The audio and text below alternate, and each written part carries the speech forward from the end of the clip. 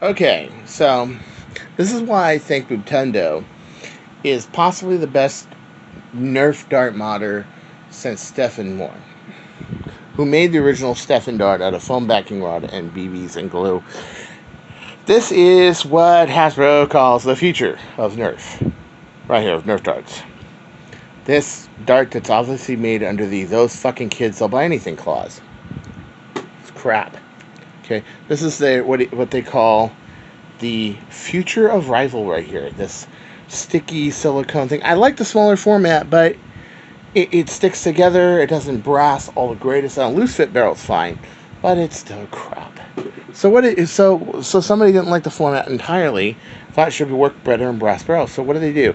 So Boomtendo decided to make these darts. These are much like the Pengu darts, except they're straw. They use the middle part. That, by the way, this glows in the dark. By the way, these are glow in the dark, so you can be charged with UV light or sunlight, and they actually glow in the dark. He made a new silicone head for them. Okay, real soft silicone head. And most of all, I have a test barrel for it. Bird of Prey, that Joker-looking thing, yeah. So I have one of these. He sent me these today as a care package. Some long ones and some short ones. And I think he's really close. I've seen several iterations of his prototypes.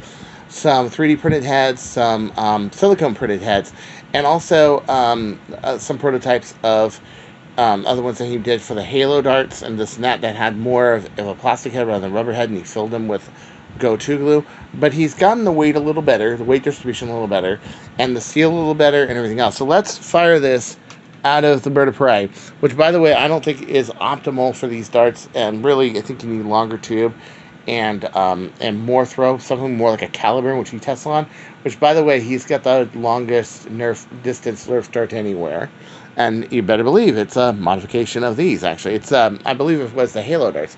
Let's see how fast this is, and put in mind, 1 foot per second equals 1 foot.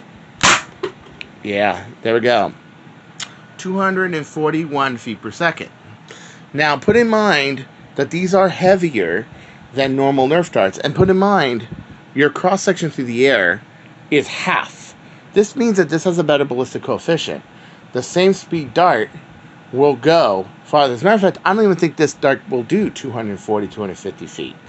At even 350 feet per second. The reason is the drag. It's a flathead. Packies do it by having the round aerodynamic heads. These, I don't even think they can do them, you know? And they have to cut through twice as much air. These have to cut through less air.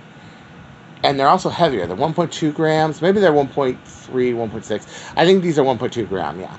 And so they're heavier than a normal Nerf dart, and they're denser, and yet they fly more faster. So at any rate, this is what he's been working on lately, and I mean it. He is the king of modern Nerf dart formats. And what somebody like Hasbro, Mattel, or somebody else that wants to make a better format should really talk to Boomtendo and say, hey, you know, I know it's not Boomco, but I want to work on this dart format. Can I work on it? Yeah, as a matter of fact, a dart format I want to work with my other friend, Alan Torbano, who is OC Nerf, and me. I actually want his help on it. I actually asked him if me and Alan work on a new dart format, which we may do, because it's actually Alan's idea, but I have an idea how to implement it, and I think Boomtendo would also help us a lot with it.